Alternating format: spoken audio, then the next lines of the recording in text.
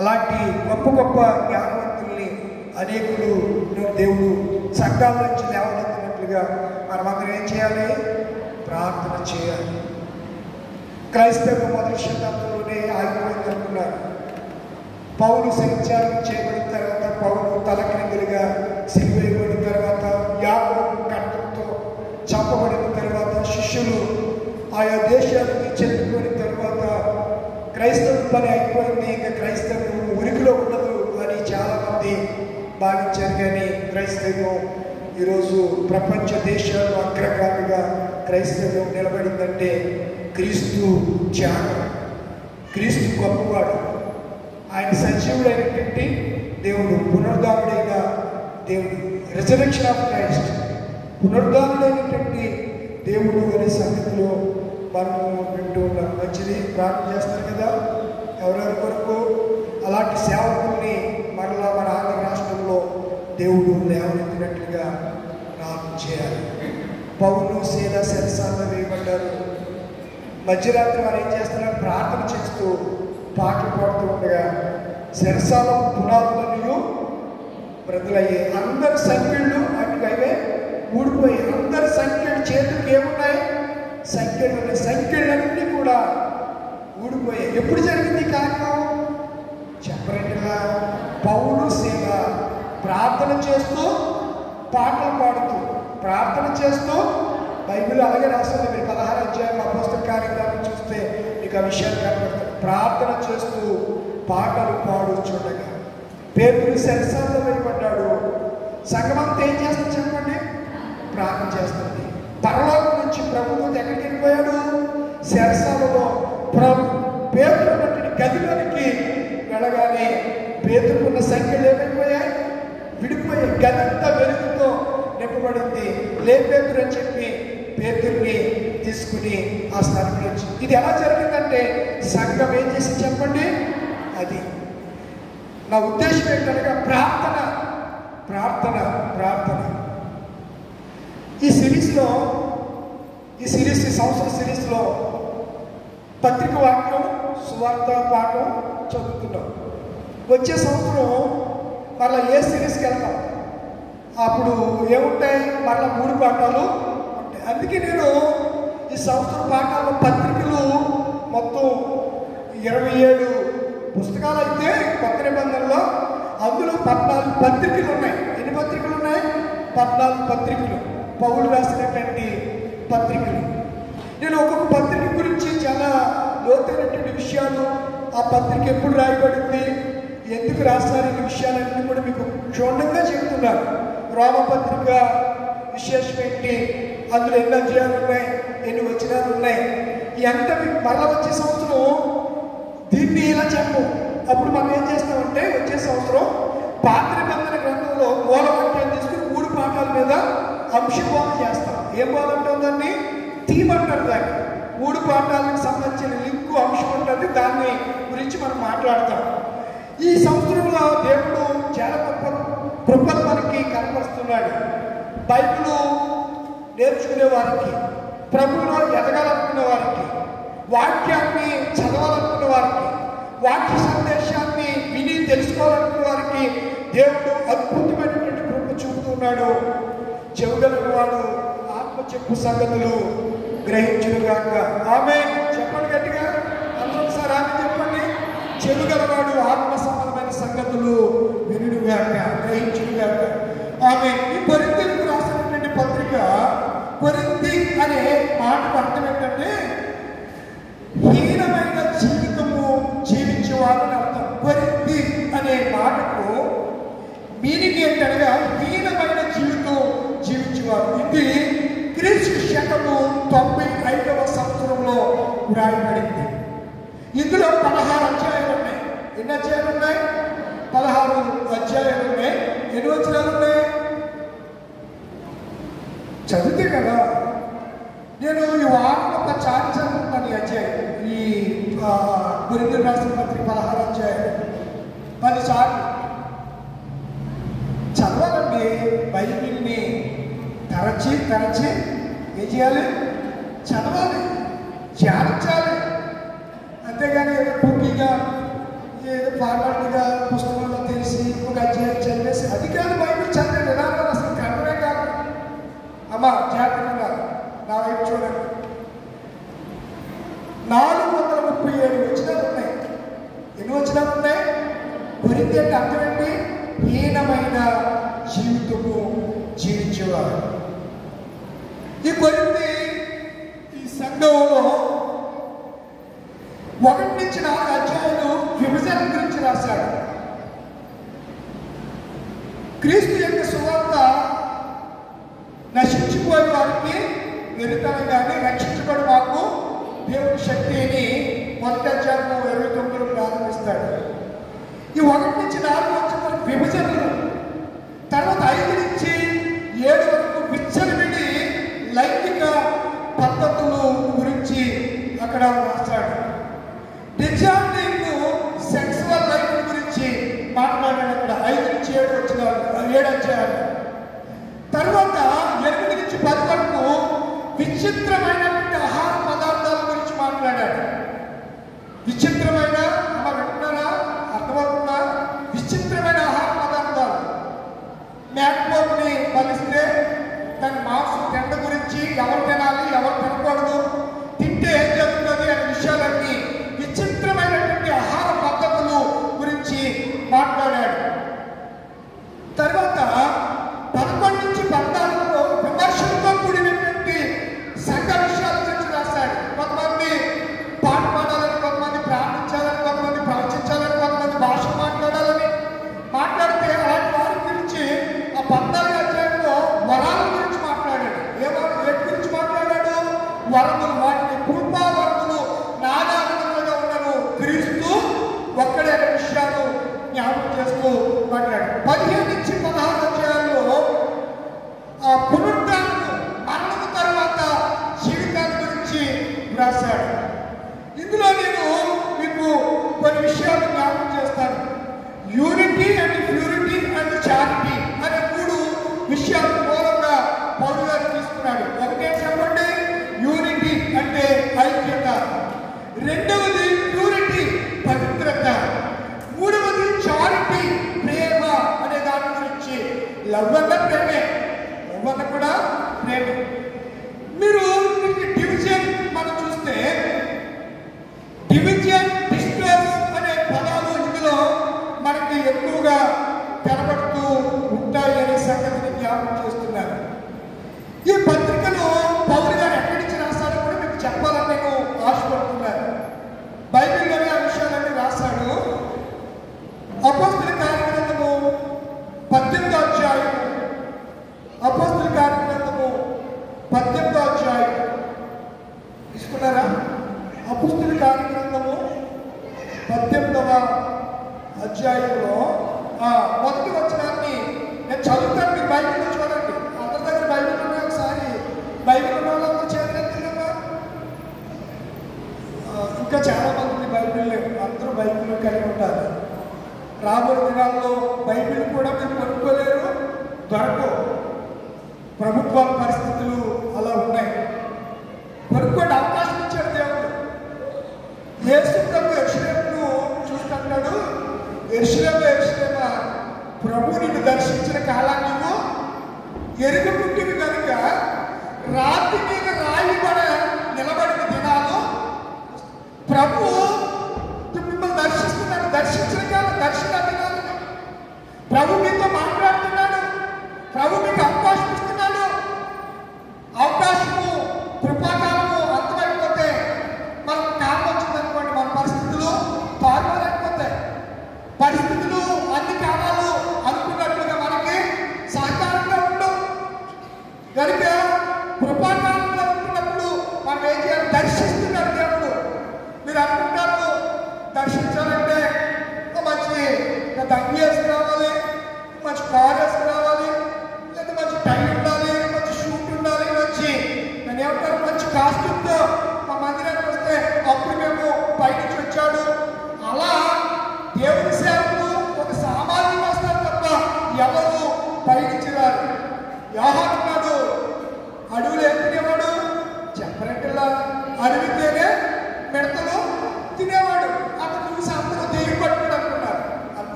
ప్రపంచ ప్రజలు ఏదో పేరు పెడుతూనే వచ్చారు.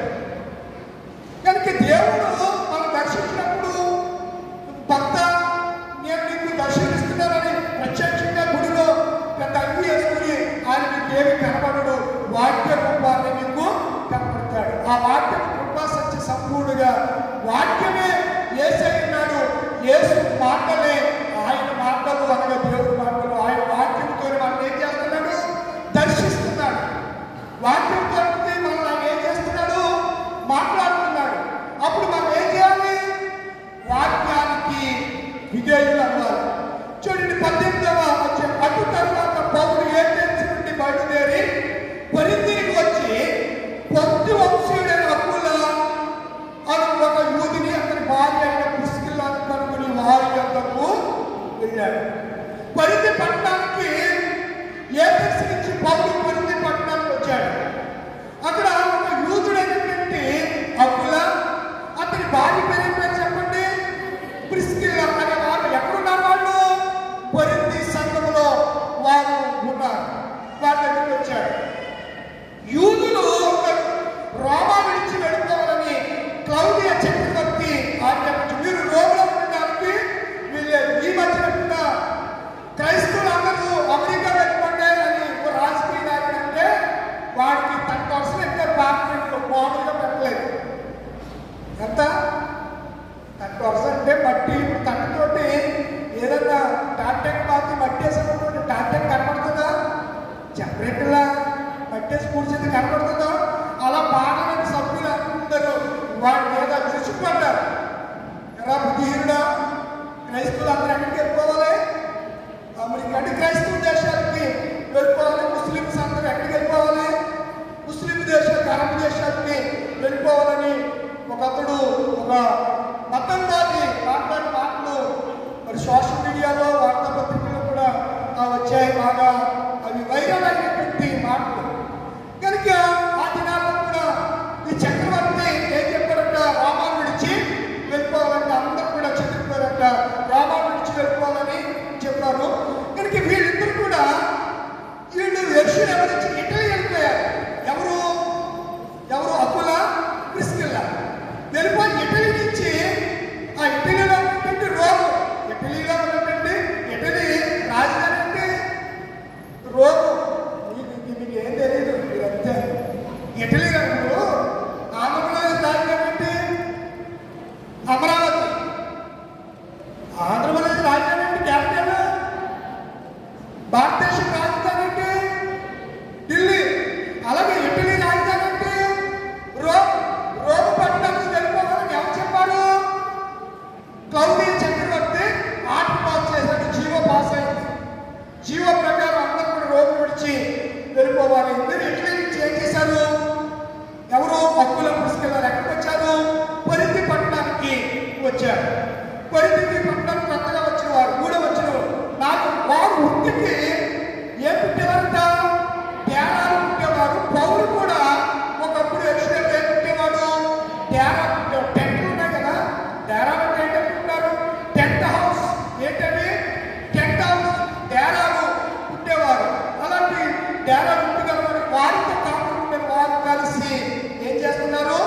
పని చేస్తున్నారు. ఎవరితో కలిసి?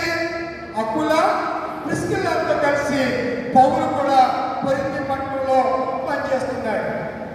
ఇలా పనిచేస్తున్నటువంటి పరిస్థితుల్లో అక్కడ కొన్ని విపత్కరమైన పరిస్థితులు ఎదురైనటువంటి పరిస్థితుల్లో పౌలు గారు కొరింథీ పట్టణాన్ని విడిచి వెళ్ళిపోవాలనుకున్నాడు. 9వ వచనం రాత్రి వేళ మీకు ఈ మైక్ వచ్చాక మీకు దగ్గర ఎట్టున్నాయి? ఆయన దగ్గర ఒకటి మొత్తం 4 మైకులు ఉంటాయి. ఎవరి ముందు తీస్తే వాళ్ళు చదవచ్చు. సుస్థంగా చక్కగా అర్థవంతంగా చదవండి. రాత్రి వేళ దర్శనమందు ప్రభువు నీవు భయపడక మాట్లాడుము.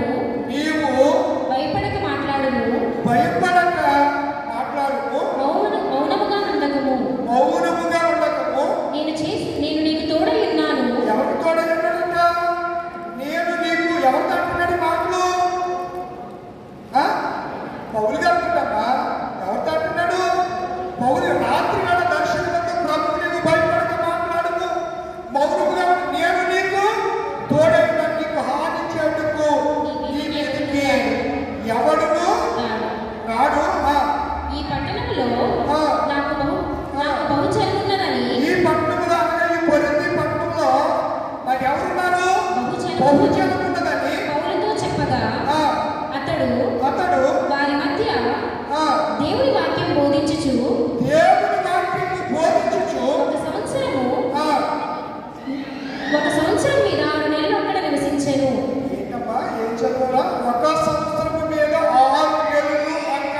నివసించెను.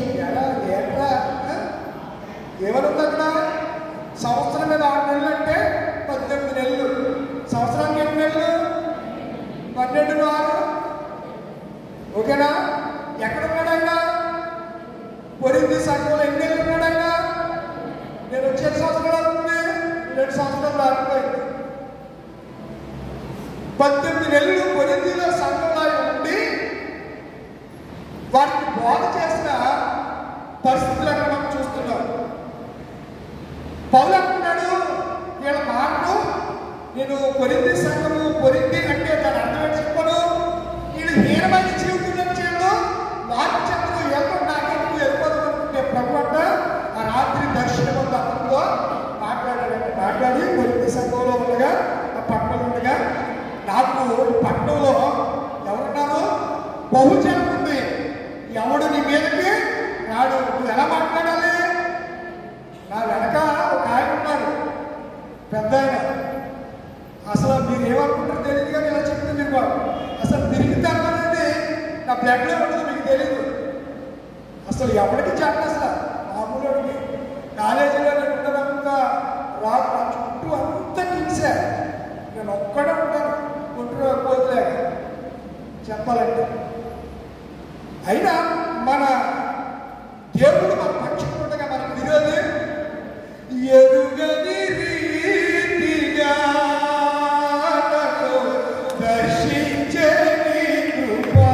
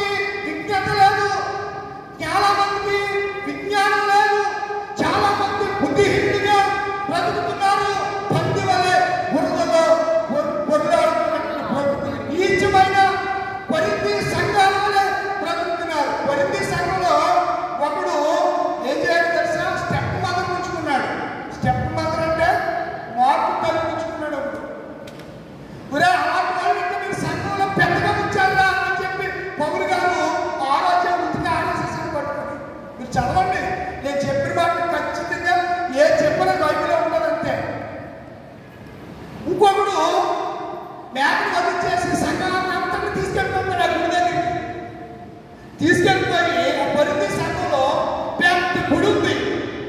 ఆ గుడి దగ్గర 1000 మంది దేవతలు ఉంటారు. వాళ్ళు ఆ గుడి దగ్గరికి వచ్చే వాళ్ళతో వ్యభిచారం చేస్తూ ఉంటారు వాళ్ళు. ఇది కొరింథీ సంఘం హిస్టరీ. అక్కడ గొర్రెల్ని గొడ్లను వధిస్తే ఆ విగ్రహాలు కనిపించినటువంటి ఆ మాంసాన్ని తెచ్చుకుని వండుకుని తింటుండేవారు. ఇలా తినొచ్చేదిరా, విగ్రహాలు కనిపించింది పొద్దు పిసికి చంపిన దాన్ని తినొచ్చేదని చెప్పి పౌలు గారు చాలా మహాత్ముగా మాట్లాడారు. మాట్లాడుతూ ఈ కొరింథీ సంఘంలో ఎన్ని నెలలు ఉన్నాడైనా 18 నెలలు ఉండి వాటిని చెప్పాడు. ఉండకూడదు అనుకున్నాడు, వెళ్ళిపోవాలనుకున్నాడు. ప్రభు రాత్రి దర్శనంలో, దర్శనం వేరు కల వేరు. కళ ఎప్పుడు వస్తుంది? నిద్రపోయినప్పుడు వస్తాయండి కళలో. కళ ఎప్పుడు వస్తాయి? దర్శనం అనేది వెలుగుగా ఉండగా మనం చూస్తుండగానే వచ్చేది. అన్ని దర్శనం వేరు కళ వేరు. అర్థమవుతుందా? పౌరుకి దర్శనం వచ్చింది. పౌలా నువ్వు భయపడు, ఈ పట్టణంలో నాకు బహు జరుగుతారని చెప్పాడు. ఇప్పుడు వచ్చే కొరింథీయులకు రాసినటువంటి మొదటి పత్రిక 10వ అధ్యాయంలోకి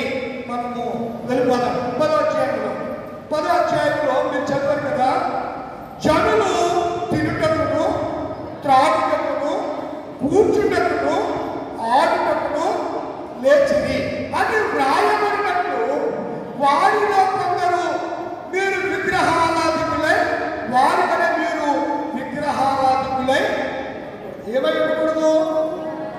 ఎవరిలో కొందరు ఎవరి గురించి మాట్లాడే సందర్భం ఏంటి? ఇశ్రాయేలు గురించి. మీకు అనుభవం అంటే మొదటి సహోదరులారా, ఈ సంగతి మీకు తెలియకుండా పాటించలేదు. వారందరూ సముద్రులు నడిచారు. ఎవరు నడిచారు సముద్రులు? ఇశ్రాయేలు ప్రజలు. తర్వాత అందరూ మోషేను బట్టి మేఘంలోను, మోషేను బట్టి వాళ్ళు ఏం చేశారు? పగటి మేఘ స్తంభంలో, రాత్రి అగ్ని స్తంభంలో నడిచారు. ఇలా చెప్పుకుంటూ వస్తూ వారు ఏం చేశారు? మోషే 8 దినాలు ఉపవాసం చేశారు. చెప్పండి, పూర్తి ఉపవాసం 8 దినాలు చేశారు మోషే గారు. 3 సార్లు చేశాడు. 3 నాళ్ళు 120 సార్లు చేశాడు. 120 రోజులు అంటే ఏడాదికి 120 రోజులు చేయలేదు. ఒకసారి పక్కన వెళ్ళాడు, పగల కొట్టేశాడు. వీళ్ళు చేసే పని ఇక్కడ రాశారు కదా. వాళ్ళు ఏం చేశారు? తినతో మోషే ఎక్కువ ఎక్కడికి పోయాడు? కొండ మీద ఉండిపోయాడు, సీనాయి కొండ మీద. లేట్ అయింది. ఇప్పుడు అహరోను అప్పుడు యాజకుడు కాడు, ఉన్నాడంతే. ప్రజలు వచ్చారు. మోషే ఎప్పుడు ప్రవక్త, దేవుడితో మాట్లాడుకున్నవాడు. మోషే కొండ మీదకి వెళ్ళాడు. ఫస్ట్ 40 వెళ్ళి 40 రోజుల తర్వాత దిగి వచ్చేసరికి వీళ్ళు ఏం చేశారు? అదే రాశారు ఇక్కడ. జనులు తిరుగుటకును త్రాగుటకును ఆడుతుంది. 6వ వచనంలో మన ప్రారంభంలో ఎంత ఆడి కదా. 6వ వచనం ఏమంటాడు? వారు ఆశించిన ప్రకారము మనము చెడ్డవాటిని ఆశించుకున్నట్లు. ఎలా రాకుండా చెప్పాలి. ఇప్పుడు దృష్టాంతాలంటే మీరికి చెప్పాలి. నేను నిన్న మా అమ్మ దగ్గరికి వెళ్ళాను. మొన్న 2 రోజులు సెలవు కదా. మా అమ్మ దగ్గరికి మా మిస్సెస్కి ఆమెకి క్యాంప్ వేశాను. ఆమె రావడానికి కుదరలేదు. పిల్లలతో కలిసి నేను వెళ్ళి మా అమ్మతో చక్కగా పిచ్చాపాటి మాట్లాడుతూ అంటే మా అమ్మ కూడా పమ్మరాడే కదా. తాడుగోళ్ళు, ఒక్కిరిగడ్డలు, వాళ్ళ వేమలంట, బావగారు అందరూ, ఒక్కిరిగడ్డలు, ఆడసభ్యులు అందరూ కూడా బలిసి కూడా ఉన్నారు. ఒక్కిరిగడ్డ మిత్రులు వీళ్ళందరూ కూడా ఉన్నారు. మా అమ్మోళ్ళు అన్నీళ్ళు 5 కూడా చనిపోయారు. తాడు, ఇశ్రాయేలు, నతానీలు, యేసేపు, లాబానుల తాడు చెప్తుంది వేమ. దీనికి ఆడుకోవడం కదా. ఈ కాలంకి ఇది వరకు వచ్చిందా? ఈ గొడవడి కాలంకి ఇదేనా? దీనికి ఇది వరకు ఆడుకోవటం వచ్చిందా? ఏంటి ఎందుకు చెప్తుందని మాట్లాడి నిన్ను వెళ్తా పాపకి ఇష్టమని పీతలు పట్టుకెళ్ళాను. లాంచీ దగ్గరికి వెళ్ళి పీతలు పట్టుకెళ్ళాను. ఆ పీతలు మా అమ్మ చేతులు కొంచెం ఇబ్బందిగా ఉంది. నేనే చేస్తుంటే బావా ఇది వరకు అమ్మమ్మూరులో పడమూరులో కాలం ఉండేది. ఆ కాలంలో మండ పీతలు, ఈ పీతలు మా అన్నయ్యోళ్ళు పట్టుకొచ్చేసేవాళ్ళు, 3 పీతలు తెచ్చేసేవాళ్ళు ఆయన అని చెప్పింది. మరి నాకు తెలియదు ఈ కాలం ఇది వరకు. చాలా బాగుంటుందండి ఈ కాలం. ఇందులో నీళ్ళు తాగడం అది చాలా ఫ్రెష్గా ఉండేదంట. పీతలు ఉండేవాళ్ళు ఇందులో. పీతలు ఇందులోనే ఇది ఏంటంటే బాబులు కట్టు వేస్తారంట. కట్టులో వాళ్ళని చేపలు అవి రొయ్యలు అవి చాలా పడేవంట అని ఈ విషయాలు పిల్లల గురించి చెప్పింది. వాళ్ళు మా అమ్మ ఊళ్ళో కొమరాల్లో ఉన్నప్పుడు ఈ విషయాలన్నీ కూడా ఆయన కొమరాడు పక్క ఊరే కదా. ఇది కొమరముడి పెద్ద దూరం కాదు కదా, పక్కనే సైడు. నేను ఎందుకు విషయాలు చెప్తున్నట్టే ఇశ్రాయేలు ప్రజల గురించి కొరింథీ సంఘాన్ని పరిచయం చేస్తా అంటాడు. వాటికంటే దృష్టాంతాలుగా ఇవి రాయబడ్డాయి. ఇప్పుడు దృష్టాంతాలు అనే మాటకు నేను గూగుల్లో సెర్చ్ చేశాను. మీరు కూడా వెళ్ళి సెర్చ్ చేయొచ్చు. దానికి వెళ్ళి దృష్టాంతాలు అనే మాటకు ఉదాహరణలు అని అర్థమవుతుందా? ఉదాహరణలు తర్వాత వివరణతో కూడినటువంటి విషయాలు అని అర్థమవుతాయి. ఏదైనా ఒక విషయాన్ని స్పష్టంగా చెప్పడానికి దృష్టాంతం అనే పదాన్ని వారు స్పష్టంగా చెప్పడానికి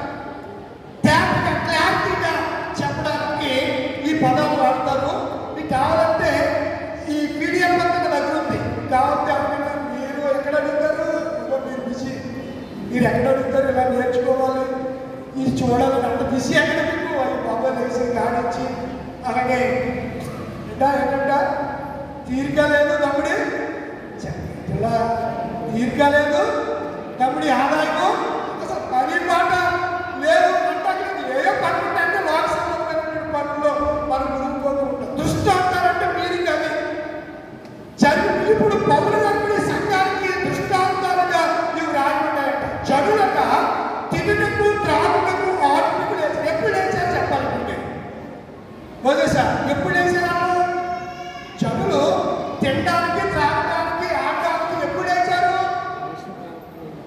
మోషే ప్రవక్త వెరీ గుడ్ చక్కగా చెప్పాడు. మోషే ప్రవక్త మోషే ఎక్కడున్నాడు? మోషే ఎన్నిసార్లు చేసినాడు? 120 సంవత్సరాలు. ఆయన తర్వాత 40 సంవత్సరాలు చేసినాడు ముగ్గురే. 40 దినాలు పూర్తి ఉపాసన చేసినాడు ముగ్గురే. ఒకరెవరు? మోషే. రెండవది ఏలియా. మూడవది యేసు ప్రభు. 40 సంవత్సరాలు 40 రోజులు చేసినాడు ముగ్గురు తప్ప ఎవరు? 40 రోజులు పూర్తి ఉపాసన చేసినాడు ఎవరు? మంచినీళ్ళు కూడా ముట్టుకోలేదు ముగ్గురు కూడా.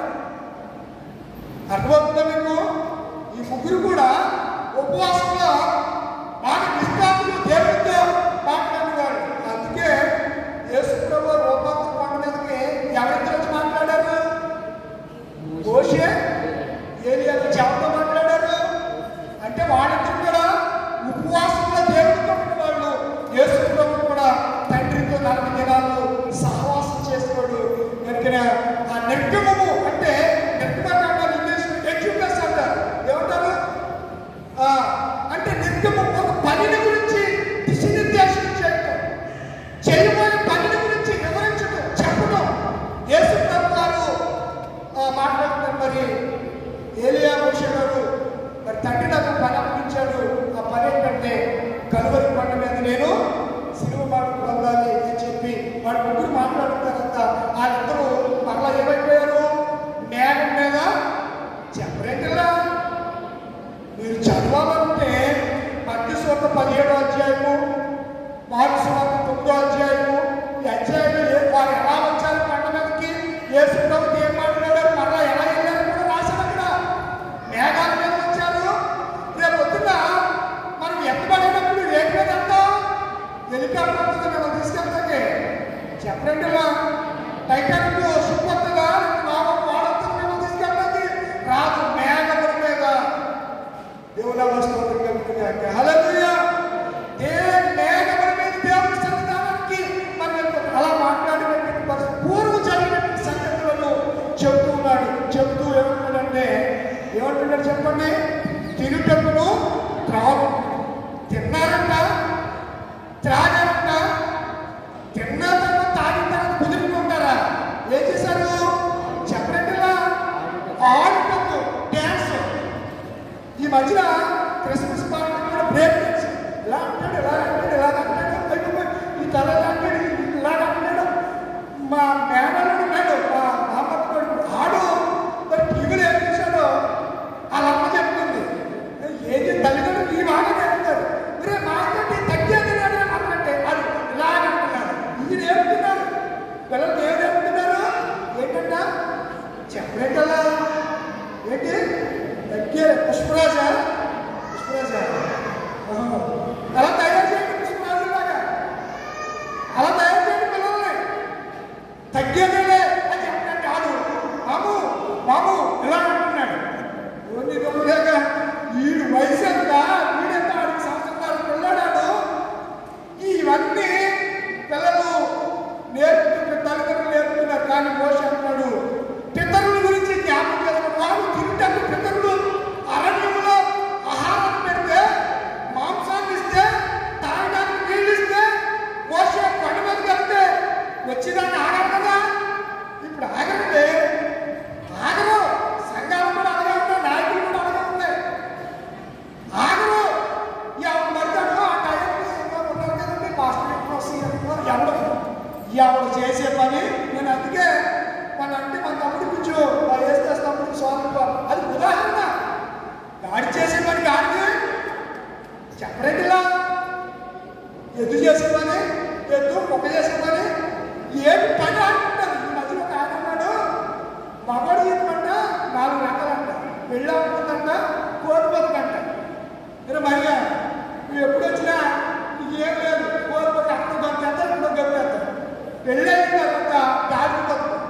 కాబట్టి నూనె అయిపోయిందండి, చింతపండు దాటి ఇల్లు ఎప్పుడు కష్టపడుతూనే ఉండాలి. తర్వాత ఏం బతుకు? పంది బతుకంట. మూడోది పంది బతుకు. పందిలాగా ఏమంటే వాడు టాయిలెట్కి వెళ్ళాడు, ఆయన అలా తీసుకెళ్ళాడు. వాడు వెళ్ళాక ఈ వేదన వాడు చేస్తే ఆడిని పక్కలో వేసుకుని ఏం చేయాలి? పందిలాగా ఏం చెప్పరేంటల్లా మీకు ఈ అనుభవం లేదా? ఏం చేయాలి?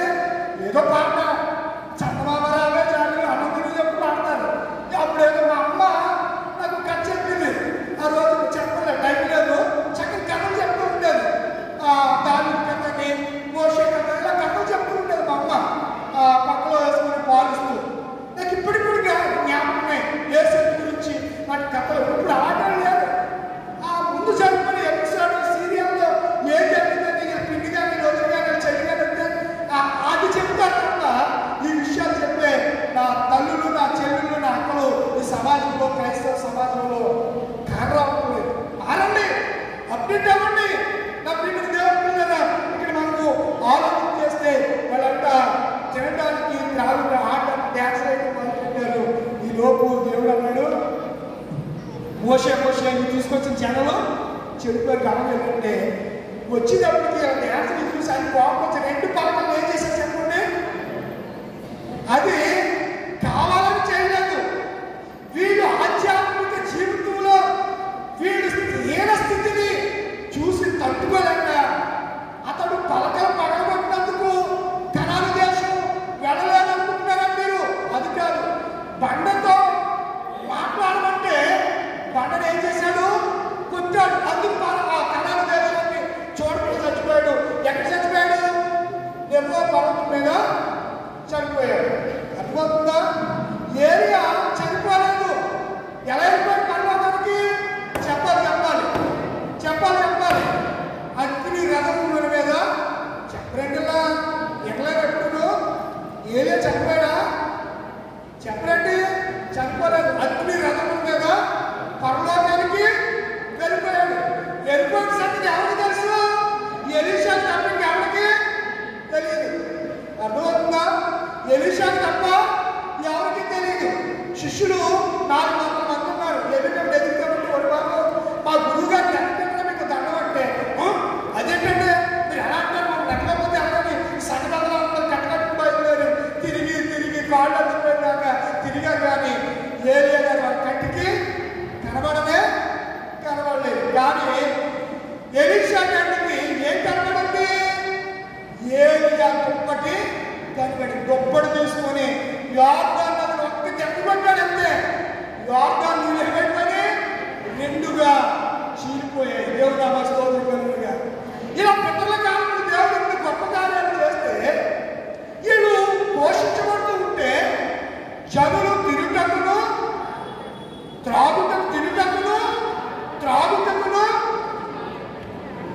డ్యాన్స్ వేయడాకని చేశారట. కిందకి చదువుతాం, టైం లేదు.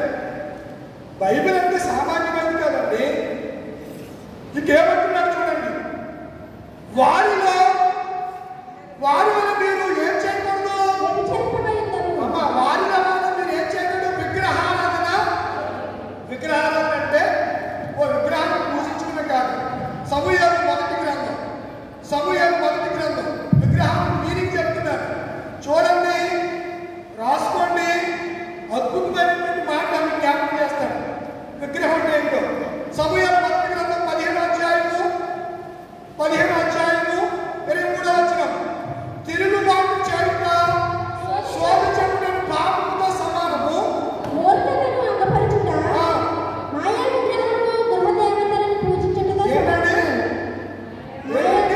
యెహోవా మాయా విగ్రహములను గృహదేవతలను పూజించుటతో సమానము.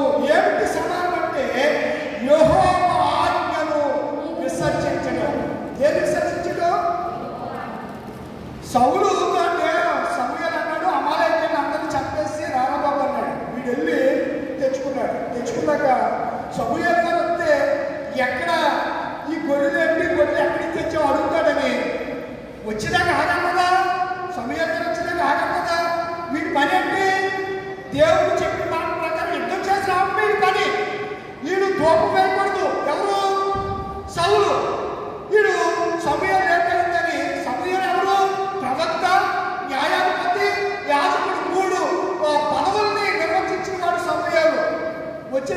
వాడు కోపం వేసేసాడు, అన్నీ అయిపోయాయి. అప్పుడు ఎవరొచ్చారు? సోమయ్య గారు వచ్చారు. ఆ సందర్భంలో మంచినట్టు మాట్లాడు. అది విగ్రహారాధన అంటే ఏంటంటే నువ్వు ఆయన మాట వినకపోవడమే విగ్రహారాధన.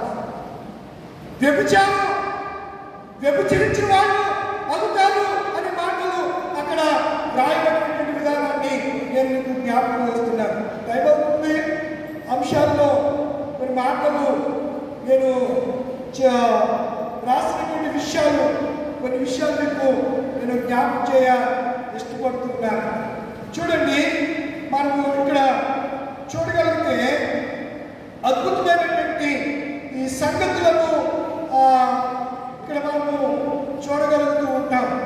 ఏమిటి ఆ విషయాలు అనగా ఇక్కడ ఉన్నటువంటి మాట, మొదటిది విగ్రహాలను చేయకూడదు, రెండవది వ్యభిచారము చేయకూడదు, మూడవది శోధించకూడదు, నాలుగవది సనగకూడదు. ఉన్నాయన్నా?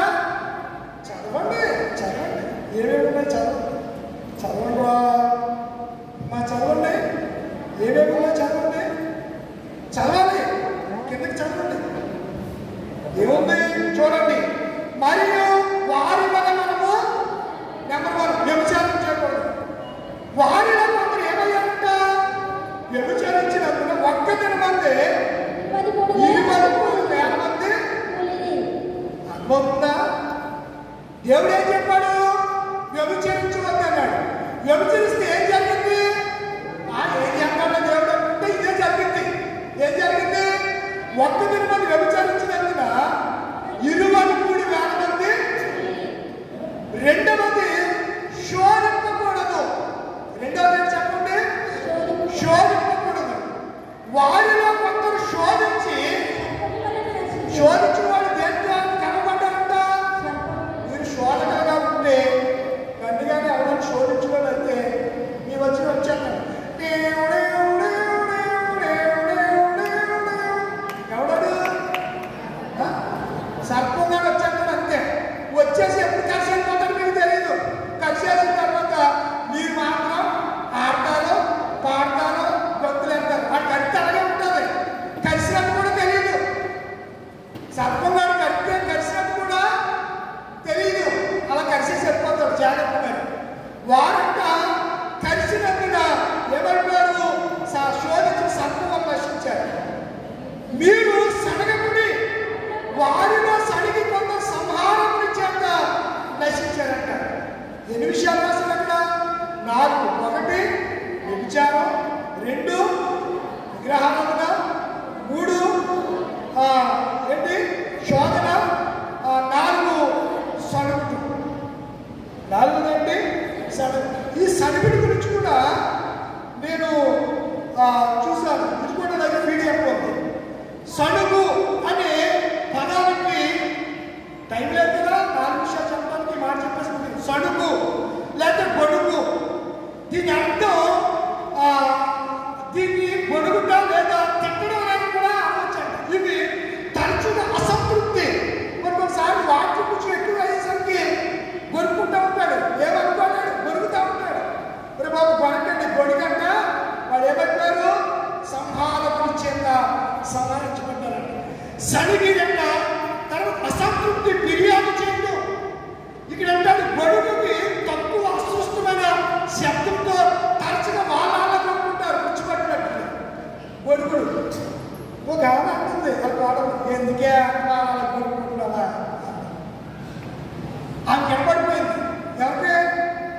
వాళ్ళు కనబడిపోయి ఏంటంటే నేను కొనుక్కుంటున్నానా? కొనుక్కుంటున్నాను. అబ్బాయి ఇద్దరు ఏడుస్తున్నారని నేను ఎంటున్నాను. ఈ ఏడు గొడవండి ఏమన్నా అంతగానే కొనుక్కుంటున్నానంటే అన్నందుకు వచ్చిన గొడవ. ఇది కొనుక్కుంటున్నానంటే అన్నందుకు వచ్చిన గొడవ. ఈ గొడుగుడి గురించి బైబిల్ ఏం చెప్తుందంట? వారంట సరిపోను గొడుగుడి చేత ఎవరితో నశించిపోయారంట అని చెప్పి 11వ ఈ సంగతులు దృష్టాంతములుగా వారికి సంబంధించాయి. ఎవరికి? వారికి ఇశ్రాయేలు ప్రజలకు సంబంధించే దృష్టాంతాలుగా వారికి సంబంధించి యుగాంతమందున్న మనకు ఏ కలగలని రాసినవి ఉందా? మన బుద్ధి ఉందా? చెప్ప వాళ్ళు ముగిస్తున్నారు. గుర్తుందా? అసలు నీకు తెలుసా, నాకు అసలు సిగ్గు ఉండదు. నాకు అసలు సిగ్గు లేనట్టు నేను. పౌలు గారు అంటాడు, రోమీయులకు రాసిన పత్రిక 1:17 సువార్తల గురించి నేను సిగ్గుపడువాడును. మీరు నాకు చెప్పకపోయినా మొన్న సెకండ్ యానివర్సరీ కదా, ఒక పెద్ద చెప్పలేదు. మంగళవారం సోమవారం రాత్రి జాతర గారు వచ్చి రేపు వారాల నుంచి మీరు ప్రిపేర్ అవుతున్నప్పుడు మీ సంఘ కాపరికి చెప్పాలన్నా ఇది కూడా కొన్నిసార్లు మీకు లేకపోవడం బైబిల్ నేను చెప్పట్లేదు. బుద్ధిహీనులయ్యేది ఇప్పుడు మీకు కోపం వచ్చు అంటే మేము బుద్ధిహీనులు అని నేను చెప్పండి, బైబిల్ చెప్తుంది. నేనెందుకు చెప్తాను? నేను చెప్తే మీరు ఊరుకుంటారా? అలా బైబిల్ చెప్తేనే ఊరుకోరు మీరు. ఎస్, నిజమేనా? కనుక దుష్ట యుగాంతం మనం ఎక్కడున్నా, యుగాంతంలో అగాంతంలో ఉన్నదా? యుగాంతంలో ఉన్న బ్రతుకుతున్నాం. మనకి ఏం కలగాలని? బుద్ధి కలగాలని. దృష్టాంతాలుగా అంటే మన కళ్ళకు కనబడే రీతిగా ఇవి అన్నాడు. ఏమన్నాడు? ఇవి రాయబడి ఉన్నాయి. దీనికి సేవకుని ఎలా హామీ చేయాలో, సేవకుని ఏ పనికి ఎలా వాడుకోవాలో బుద్ధి ఉండాలి. మనకి జ్ఞానం ఉండాలి. జ్ఞానం కలిగి ఉండాలి, బుద్ధి కలిగి ఉండాలి. బుద్ధి గల కన్యకుల వలె సిద్ధపడి ఉండాలి. దైవజనుడైన నేను ప్రతి సంకారములకు తప్పు దిద్దుట యందును శిక్ష చేయటయందును నేను ఎలా ఉండాలి? దేవుడికి విధేయుడిగా ఉండాలి. లేకపోతే రేపొద్దున నన్ను మంగళం వేసి మీరు ఎప్పుడైనా అడుగులు ఆడించింది తెలుసా? మీకు అడుగులు ఆడించారా? చెప్పరెడ్డిలా ఆడిస్తాడు. ఏం చేస్తాడు? మంగళం వేసి ఒడ్డులు ఏం చేస్తాడు? ఇసుకలో వేసి అందులో ఒడ్లు వేసుకొని జమించుకుని ఇలా అంటాడు. ఒడ్లో అంతా పట్టుకెళ్ళి అడుగుల మిషన్లో వేస్తాడు. అప్పుడు అడుగు పుట్టంతో పక్కన చేసి అడుగులు వస్తూ ఉంటాయి. రేపు పొద్దున్న దేవుడు మంగళం వేసి అయ్యో నీ పేరు బాగు చేశానయ్యా దెయ్యాలనుకుంటే రే శాంతిగా నువ్వు ఎవడదో నాకు తెలియదు, నువ్వు అక్రంగా చేశావు, నువ్వేది కరెక్ట్గా చేయలేదని దేవుడు నన్ను ఎక్కడికి పెట్టేస్తాడు? అదే అందుకే దాంట్లో అందుకే ఉద్యోగం చేస్తే నా బతుకు నేను బతుకుతా అనేకుల్ని బ్రతికిస్తూ క్రీస్తు రాజ్యంలోనికి వారసులు చేయాలని ఒక ఆత్మను ప్రభుత్వానికి సంపాదించాలని మీరు సిగ్గుపరి చేసినా అవమానపరి చేసినా రావటం మీరు ఏదో అనుకుంటారు. నేను ఒక దర్శనాన్ని కలిగిన సేవకుడు. నేను ఒక దర్శనం కలిగి దేవుడి సంకల్పము చిత్తమేంటో తెలుసుకుని మీ మధ్యకి వచ్చినా నేను అలాంటప్పుడుగా వచ్చాను. మీకు కావాలంటే నన్ను పిలవడానికి వచ్చిన పెళ్లి గారితో పౌరు గారితో ఏం చెప్పాను మరి సాక్షాత్తు వారిని మీరు అడగండి. నేను ప్రార్థన చేస్తాను, ప్రభు రమ్మంటే వస్తాను. మీరు ఎంత గొప్పలని ఏంటి అన్నానా? ఏంటి అన్నానా? ఏది దాచుకొని నేను నిర్మోహంగా మీరు ఏదో రమ్మన్నారని సంఘం ముందుకుని ఆ సంఘం అయితే ఆదివారం పాటిస్తారని వచ్చేస్తారని చెప్పడానికి టైం తీసుకుని ప్రార్థన చేసి అప్పటికి నా కాళ్ళు రెండింటిలో రాడ్డు తీసుకుని మోకలంతా ఎక్కడికక్కడ చీరే అలాంటి టైంలో కూడా పరుపు మీద మోకరించి ప్రార్థన చేసుకుని ఒక స్పష్టతతో దర్శనం ప్రకారంగా ఈ మధ్యకు వచ్చి సువార్త మీరు అనుకోవచ్చు పూర్వం సుందరరావు గారు లాగా. సుందరరావు గారు అప్పుడు ఉప్పులూరులో చేస్తున్నారు. సుందరరావు గారు ఉప్పులూరులో మొత్తం అందరూ మా గోప వాళ్ళు పోరా వాళ్ళు పేరు అంటున్నారు. వాళ్ళు పోలి చేస్తున్నారు. రెండో బాగా అక్కడ ఈయన ఎలా చేశాడు? ఇది వాస్తవం. ఇందులో మీకు కావాలి అక్కడ అడగండి. ఈయన ఎలా చేశాడు తెలియదు బాబా. ప్రార్థన అయిపోయాడంటే ఇంటికి వస్తున్నాడండి బాబా. 3 4 కలుగుతాడు. అది ఇంటికి అడుగుతాడంటే ఈ మొత్తం మా ఊళ్ళో మనకి గొడవ వచ్చేసింది అంటున్నాడు. నేను ఇప్పటికీ సంవత్సరాలు అడుగుతాను వచ్చానా దేశంలో. అప్పుడు మీరు పిలిస్తే వస్తాను తప్ప పిలవకోకుండా అది నా పని కాదు. దేశం ప్రభు సీమాన్ అనే ఒక వ్యక్తిని పిలిచాడు. అతను భోజనాన్ని పిలిచాడు. పిలిస్తే ఆ ఇంటికి వెళ్ళాడు. ఆ ఇంటికి ఒక అమ్మ వచ్చి ఆయన పాదాలు తట్టుకుంటే ఈరోజు కొనుక్కుంటున్నాడు. ఎవరు? సీమాను. కుష్ఠురాజు సీమాను కొనుక్కుంటాడు. ఏమో కొనుక్కుంటాడు. ఈ మెలాటితో వీడికి తెలియదా? ఈ దేవుడా ఏంటి ఇలాగా అని కొనుక్కుంటున్నాడు. సీమాను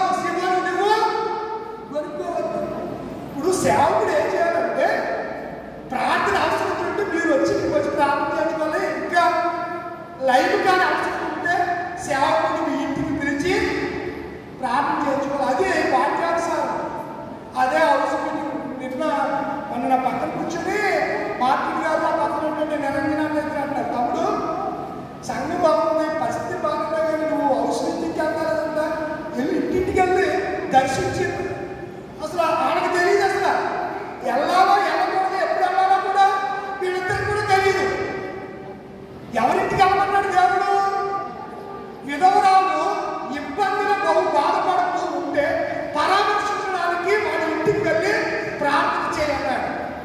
ఎవరికైనా రోగం వస్తే సంఘ పెద్దలు వచ్చి ఎవరికి చెప్పాలి? కాపురినైనా నాకు చెప్తే నేను ఏం చేయాలి?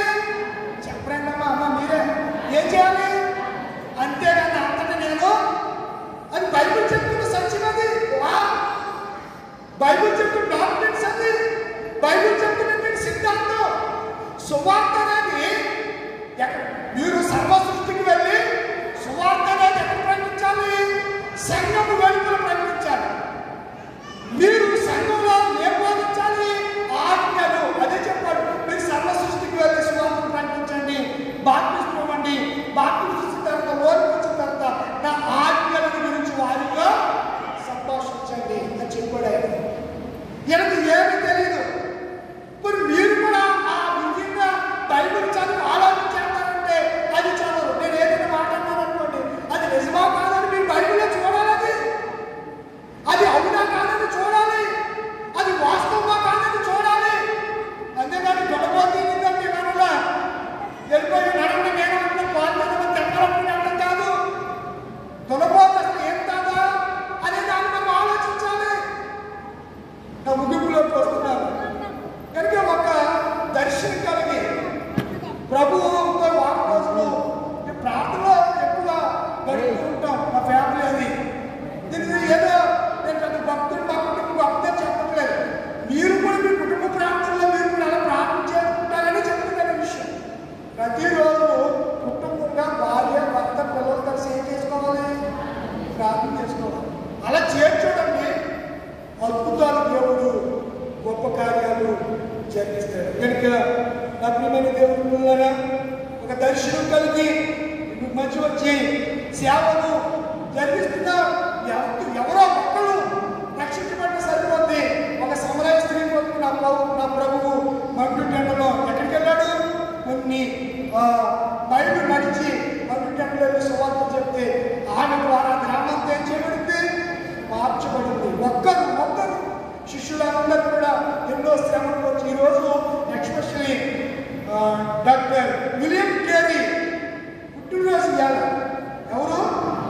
నాలుగు భాషల్లో బైబిల్ని తర్జుమా చేసిన మహానుభావుడు, సతీ సహకారాన్ని అంతం చేసిన వాడు. హైందవ సంప్రదాయంలో భర్త చనిపోతే భార్య కూడా ఏం చేసేవారు? చిత్తెక్కించేసి ఇద్దరిని కలిసి కాల్ చేసేవారు. దాన్ని రూపుమాపిన వాడే విలియం కేరీ. పోస్ట్ ఆఫీస్ ఉన్నాయి కదా, పోస్ట్ ఆఫీస్ స్థాపించిన వాడు విలియం కేరీ. న్యూస్ పేపర్ని స్థాపించిన వాడు. ఎలా ఒక సాక్షి, ఈనాడు ఈ పత్రికను చదువుతున్నామంటే దాన్ని స్థాపించిన వాడు ఒకప్పుడు విలియం కేరీ. పెన్నును రాస్తున్నామంటే పెన్నును ఇంకు తయారు చేస్తున్నాడు ఎవరు? William Carey. పెన్ను తయారు చేసింది ఎవరు? William Carey. విలియం కేరీ గొప్ప దైవజనుడు. చెప్పులు పుట్టిన వ్యక్తి ఇంగ్లాండ్లో చెప్పులు వృత్తిని విసర్జించి వాళ్ళ ప్రయాణం చేసి పశ్చిమ బెంగాల్కి వచ్చి సిరంపూర్ అనే యూనివర్సిటీని, భారతదేశంలో మొట్టమొదటి యూనివర్సిటీ అని చెప్పండి, సిరంపూర్ యూనివర్సిటీ ఇప్పటికి కూడా ఉంది. థియోలాజికల్ కాలేజీ, ఎడ్యుకేషన్ కాలేజీ ఇవన్నీ కూడా గొప్ప మహానుభావుడు. ఎందుకు చెప్పారంటే ఈరోజు ఈ ఆగస్టు 17వ తారీఖు చూసాక టైం 17వ తారీఖు ఏంటి చెప్పండి ఆయన జన్మదినం. వెనుక పితరులు మనకు గొప్ప కార్యాలు చేశారు. ఈరోజు మన పాఠం ఏంటి? వారి వలె మీరు ఉండవద్దు. వారు వ్యభిచరించినట్లు మీరు వ్యభిచరించద్దు. వారు శోధించినట్లు మీరు శోధించద్దు. వారు సనిగినట్లు మీరు సనిగద్దు. వారి విగ్రహాలను చేసినట్లు మీరు చేయద్దు. ఇవన్నీ కూడా యుగాంతంలో ప్రజెంట్ ఉన్న మన వరకు ఎలా రాయబడ్డాయి? చెప్పండిలా దృష్టాంతాలుగా రాయబడ్డాయి. మనకి ఏం రావాలి? మీ ఇష్టం మరి. మనకి ఏం రావాలి? బుద్ధి రావాలి. బుద్ధి రావాలి. బుద్ధి లేకపోతే పందులు కొట్టి తినడమే. వాడు అలాగే తిన్నాడు. ఎవడు? తప్పు అనుకున్నాడు. ఎప్పుడు వచ్చింది? వాడికి తింటున్నప్పుడు వచ్చింది. అసిద్ధం తింటున్నప్పుడు కొంతమంది అసిద్ధం తింటున్నా బుద్ధి రాదు. అది తింటున్నా బుద్ధి రాదు కొంతమందికి. వాడికి తింటున్నప్పుడు బుద్ధి వచ్చింది. వెంటనే ఏమనుకున్నాడు? ఎవరికి అనిపించాడు? తండ్రికి అనిపించాడు. అప్పుడు అనుకుంటున్నాడు, తండ్రి పరలోకానికి నీకు నేను విరోధంగా నేను చూసేసానండి. మనకి బుద్ధి వచ్చినప్పుడు మనం ఏం చేయాలి? దుష్టతనం వేరే రక్షణ పొందాలి. క్రీస్తుకి వెళ్ళాలి, సామర్థ్యం లేదు, విశ్వాసకి అవిశ్వాసకి పొత్తి లేదు. మీరు జీవం గల దేవుని ప్రజలు, దేవుని ఆత్మ మీలో నివసిస్తుందని వెలుగురా అంటాడు. కనుక మన నిజ క్రైస్తవులుగా ప్రభు రాక బహు సమీపంగా ఉంది. ప్రభుత్వాలు గందరగోళ పరిస్థితుల్లో ఉన్నాయి. రేపు నుంచి మీరు బలంలో నుంచి బస్సెక్కి దేవాలయంలో డబ్బులు తీసుకోరు, ఏ ఊరు వెళ్ళినా డబ్బులు తీసుకోవాలని ఆదివారం ప్రార్థన మానేసి ఉచ్చిన బస్సులో తిరుగుతారా? ఒక అమ్మంటుంది పొద్దున ఫోన్ చేసి, అయ్యారు ఇవాళ నేను ఊరు వెళ్తానంటే మీ సంగతి కాదులే, మా విశ్వాసం ఉంటారు కదా, కొంతమంది విశ్వాసాలు ఫోన్ చేసి పొద్దున్న ఏదో పనులు ఆదివారం కదండి వెళ్ళకూడదు అనుకున్నాను. అయ్యారు ప్రార్థనకి వెళ్దాం అనుకున్నాను. ఉచిత బస్సు కదండి, ఏంటంటే చెప్పండి అమ్మ మాట ఉచిత బస్సు కదండి, అందుకని రాజమండ్రి వెళ్తానండి. మరి ఉచిత బస్సు ఇక్కడ ఎక్కితే అక్కడ దాకా డబ్బులు తీసుకెళ్ళాలి. అమ్మ తీసుకోదు, నువ్వు ఈ రోజు అమ్మాలా ఆంధ్రప్రదేశ్ అంతా తిరిగినా నీ దగ్గర తీసుకోరు, డబ్బులు తీసుకోరమ్మా. క్షేమం వెళ్ళి లాభంగా అయ్యా పాలన చేయకపోతే అంటారు. ఏంటి ఉచిత బస్సుకి కూడా నేనే పాలన చేయాలా? వేస్తే సార్ వెళ్ళని పని నేను వెళ్ళు, ఎవరికైనా నీకు జ్ఞానం లేదు, బుద్ధి లేదు, ప్రార్థనకి వెళ్ళాలి, దేవుడి సన్నిధి ఎక్కడికి వెళ్ళకూడదు అని జ్ఞానం లేదు. జ్ఞానం లేనప్పుడు నేను ఎవరు కాపాడుతాడు? ఎవడు కాపాడలేదు కదా. వెళ్ళు.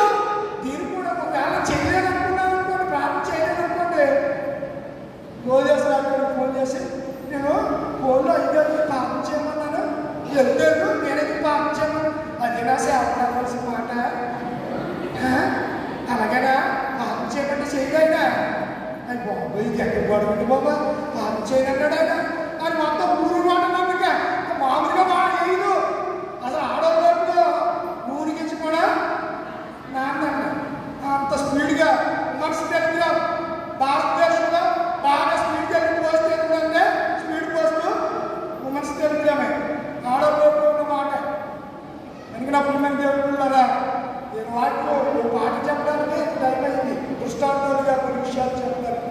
ఇంకా గృహ నిర్వహణ పిల్లల గురించి మీకు చెప్పలేదు. ఇలాంటి విషయాలన్నీ ఓల్డ్ దేవుడు యుగాత్మకున్న మనకు బుద్ధి కలడానికి రాయించాడు. భయభక్తి కలుగుతున్నాండి. నేను చివరిగా నా బోధ మీకు అభ్యంతరంగా ఉంటుంది, అది నాకు తెలుసు. మీరు ఆత్మానుసారం అయితే అది వచ్చేది మీకు తెలుస్తారు. శరీరం సాగుకి ఏ బోధన ఎక్కడికి అర్థం కాదు. శరీర సంబంధమైన వాడికి, తినేవాడికి, తాగేవాడికి, బంధువులకి అసలు అర్థం కాదు. ఈ జన్మలో అర్థం కాదు. శరీర కార్యాలను చంపి ఆత్మానుసారంగా నడిచేవాడికే ఆత్మ కార్యాలు అర్థమవుతాయి. కనుక ఆత్మ సంబంధంగా బ్రతకడానికి ప్రయత్నం చేయండి. దేవుడి మిమ్మల్ని దీవించుగా లేచిపడతారా? సమస్త జ్ఞానం ఇచ్చిన దేవుడి సమాధానము యేసు క్రీస్తు వల్ల మీ ఉద్యములకు తలంపులకు కావలిగాక. దేవా